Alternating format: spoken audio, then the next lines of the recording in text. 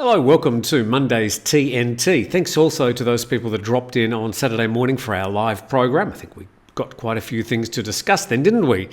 Regarding the World Cup, I'm not going to be talking much about it at all because there's 55,000 other publications that will be doing a much better job than I could ever do, given that I don't really know much about the ins and outs of football. Suffice to say, I didn't actually watch much other than some of the opening ceremony last night, but I did watch a mini-series on Netflix about corruption within FIFA, specifically about how Qatar actually ended up with the World Cup. Was quite illuminating, and I think those discussions will continue for quite some time, even though hopefully the actual game's going to now overshadow all that. So let's get on with today's program, and we're starting to talk about gas, because gas is a bit of a problem around the world. There's certainly a shortage. The Bangkok Post reports hunt for higher local gas supply. Now, I wasn't aware that most of the natural gas that's used in the production of power, electricity in Thailand, actually is sourced in Thailand, but that's changed somewhat over the last couple of years. Energy analysts are calling on Thai and Cambodian authorities to start negotiations on the OCA, I'll get to what that is in just a moment, to jointly develop a new petroleum business and ease the impact of high global energy prices. The OCA is located in the upper part of the Gulf of Thailand. Projected the area could become a new natural gas source for both countries. Progress on talks, this is the third paragraph, between Thailand and Cambodia have stalled since the Thaksin Shinawatra administration called for such discussions in 2001. Good heavens, that's 21 years ago. So obviously there hasn't been much of a crushing need to go and look for new sources, but that need has certainly happened now. OCA, what is it? Here we go. The overlapping claims area, and I've used my best colouring in skills there to show you the area, which is an area shared by both Cambodia and Thailand. The problem being that no one obviously is quite sure who can do what there. Let's go to the rest of this story. Without an agreement, the two countries are stymied from making any progress. A former energy minister urged authorities in the two countries to work together to address their differences, paving the way for joint benefits from oil and gas production in that particular area. And just looking at it, I mean, it's smack bang in the middle of the Gulf of Thailand, and it would be a shame if they weren't able to investigate that area because of, well, differences or confusion. Down the bottom there, the petrochemical industry has enjoyed rapid growth while the government collects royalty payments worth more than 190 billion baht a year. They don't want to miss out on that, do they? Both countries could make a new gas discovery in the OCA, which sits on the same plateau as the Erawan and Bangkok gas fields, two of Thailand's major sources of gas. According to the ERC, the proportion of gas coming from the Gulf of Thailand has fallen to 54% of the total, down from 64%, while imports of LNG have increased to 20%, up from 8%. So there you go. They are looking at that area, the OCA, to see if indeed they can extract a little bit more gas from it in the future. To our next story, and we're talking weather, this from Thai PBS World. Heavy rainfall forecast for most of Thailand this week. We'll check out the forecast in Bangkok in just a moment to see how right this story is. An intensifying low-pressure cell is expected to hit the southern tip of Vietnam, well, that happened yesterday, before moving into the Gulf of Thailand. This will bring heavy to very heavy rainfall to most of Thailand, including the capital. A lot of people thinking that the wet season is over around most of Thailand, but indeed it looks like we've got some quite heavy rain on the way.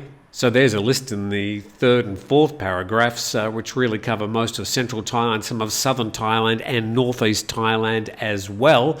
So you may be well served in checking the forecast in your own particular area. Just checking in Bangkok, it's going to be 31 today. Doesn't look like there's much chance of rain today, and top of 31. But you can see as we get into Wednesday, Thursday, Friday and Saturday, so it looks like we might be getting our umbrellas out if we're living in the central Thailand, northeast, Pattaya indeed, and down in the southern, some of the southern sections as well during the middle part of this week. And thanks to 5-Star Marine, speaking of the weather, hopefully good weather for those people heading out onto the Andaman Sea and Phang Nga Bay today. Looks like a quite nice day out there. I'm being lit by the sunshine pouring through the windows. But thanks to 5-Star Marine and their private boat tours, there's a link in the description on this video.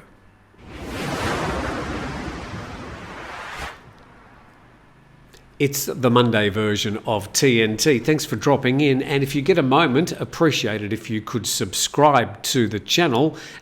We get a lot of people viewing who don't subscribe, but it would be great if you just took the moment to lean over there and just click that subscribe button. Now, it was a very busy night in Pattaya last night. This is just randomly from thepattayanews.com.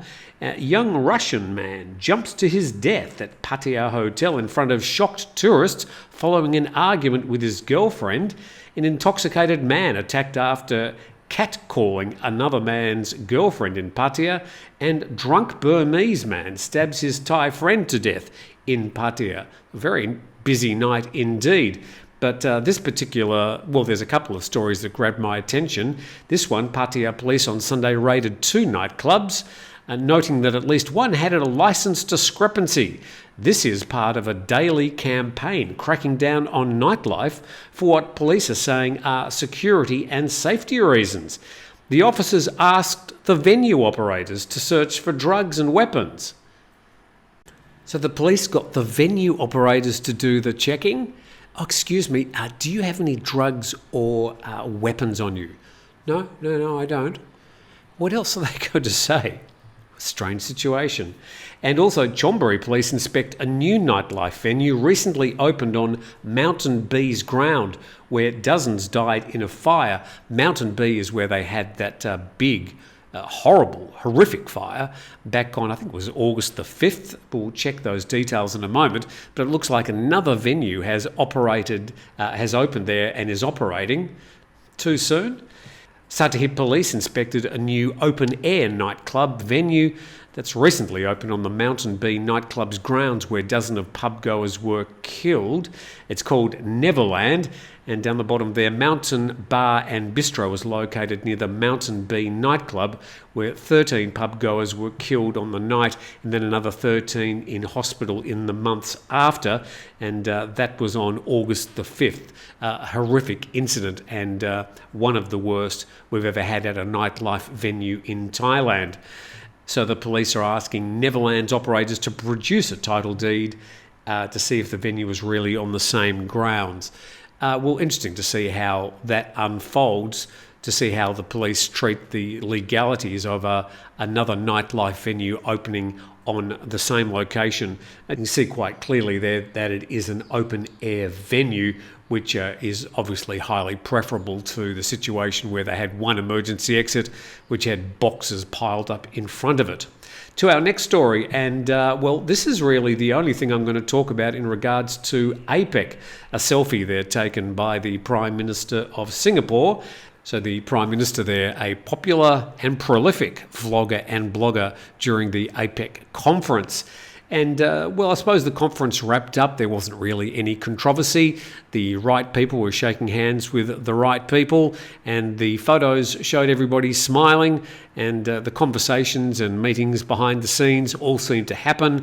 There wasn't much controversy. Speaking about the protests, yes, there were protests, and the police and the riot police perhaps a bit heavy-handed in their handling, stopping the protesters getting near the APEC meeting, given though that the protests were happening some 7 or 8 kilometres away from APEC. I'm not sure whether they needed to be quite so heavy-handed, but anyway, that will all wash out in the courts in the months to come. But it looks like it was a good APEC meeting, and as far as the Prime Minister's concerned, he got exactly what he wanted. He got the optics, he got the coverage, he got the photos of him shaking hands with all the right people, and I'm sure that he'll be looking to his political fortunes over the next few months to see if he can get a bit of a kickstart from that APEC meeting as he goes into the campaign for next year's election. To our next story today, and no clear winner as Malaysia election ends in a hung parliament. The coalition won the most seats, but a group led by an ex-Prime Minister makes gains. Malaysia's tightly contested general election ended in a hung parliament. So it's the second paragraph which gives us most of the details that we know at the moment. Anwar's Pakatan Harapan coalition secured 82 seats in the 222-member parliament, while the former PM Muhyiddin Yassin's Malay-based Perikatan Nasional trailed behind with 73 seats.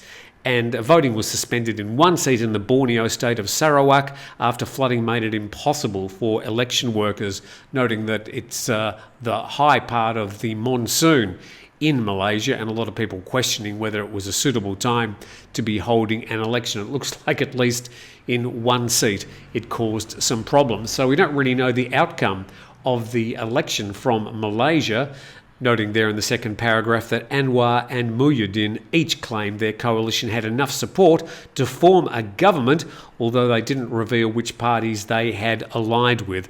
So it's probably going to take a few days or the rest of this week to sort out the coalition to see who will lead Malaysia into its next parliamentary session.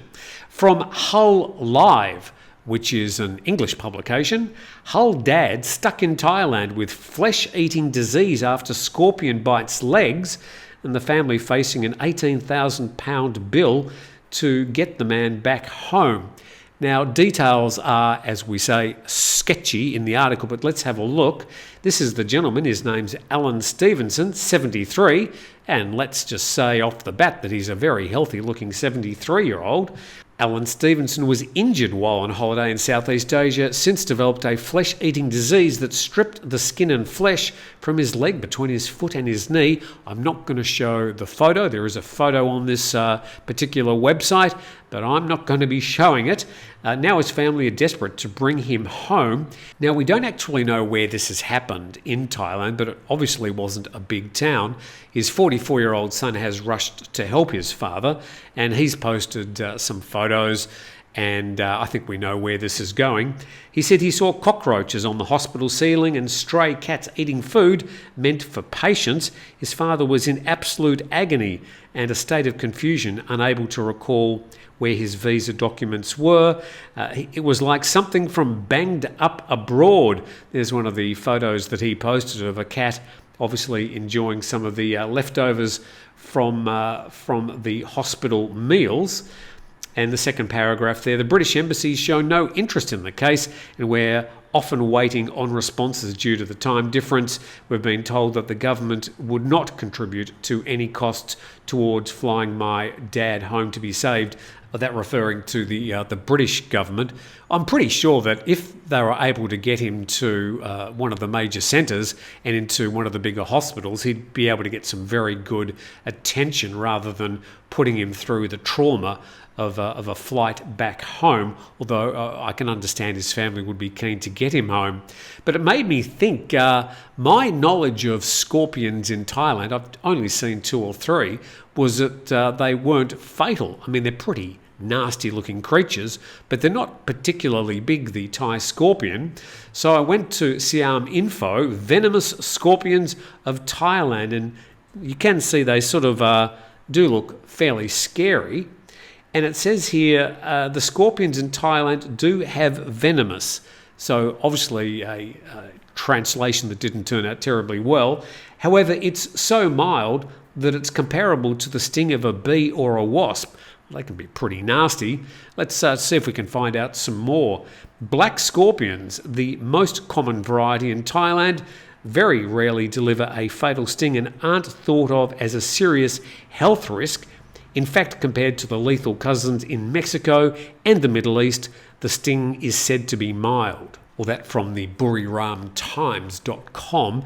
We'll tell that to Mr. Stevenson, who's obviously in quite a lot of pain. I think his diabetes, he's got a pre-existing diabetes condition, is probably adding to his woes. But best of luck to him and his family as they look to repatriate the 73-year-old. And with that, I thank you very much for watching TNT this morning. Hope you have a fantastic Monday, and we look forward to seeing you again tomorrow.